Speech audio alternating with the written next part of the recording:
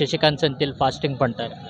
குறிப்பாக மோடி அரசாங்கம் இங்கே இருக்கின்ற மாநில கல்வி திட்டத்துக்கு எதிர்ப்பாக மைய சென்ட்ரல் எஜுகேஷன் பாலிசியை நடைமுறைப்படுத்த அவர் துடிக்கின்றார். அதன் மூலமாக குலக்கல்வி திட்டம் அறிமுகப்படுத்தப்படுகிறது.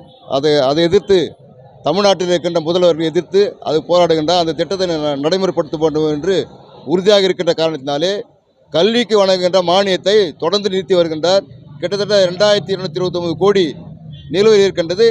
அந்த நிலுவை பணத்தை உடனடியாக வழங்க வேண்டும் என்று எங்களுடைய நாடாளுமன்ற உறுப்பினர் திருமிகு சசிகாந்த் செந்தில் அவர்கள் ஐஏஎஸ் அவர்கள் தொடர்ந்து 3 நாட்களாக உண்ணாவிரதம் என்று இன்றைக்கு உடல்நலம் பாதித்து அவரை சென்னை அரசு பொது மருத்துவமனைக்கு அனுப்பியிருக்கின்றார்கள். இந்த பிரச்சனையை உடனடியாக மத்திய அரசாங்கம் தலையிட்டு நிவர்த்தி செய்ய வேண்டும். நிலுவையில் உள்ள பணத்தை அனுப்ப வேண்டும். அனுப்பவில்லை என்று சொன்னால் இந்த போராட்டம் கிராமங்கள் தோறும் நடக்கும் என்பது விடுதலை சிறுத்தை கட்சி மாநில செயலாளர் நீலவானத்து நிலவன். ஜெய்பீம். நன்றி. ஜெய்பீம். ஜெய்